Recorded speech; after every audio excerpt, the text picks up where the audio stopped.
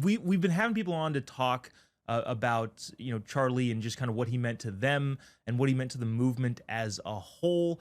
But I think you've had some pretty good thoughts and some pretty interesting and apt comparisons for Charlie. What are your just open and general thoughts?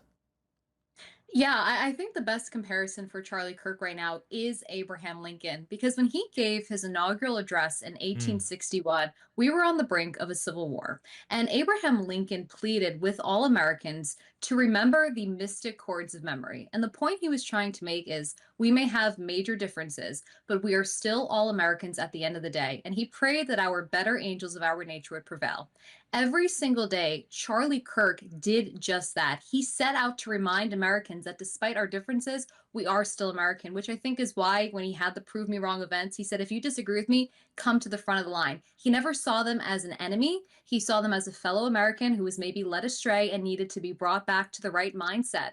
And I think that that speaks volumes of who Charlie Kirk was. I think both Lincoln and Charlie Kirk wanted to unite the country at a time of extreme division. Unfortunately, both were killed, assassinated for doing just that. It's hard not to make that comparison.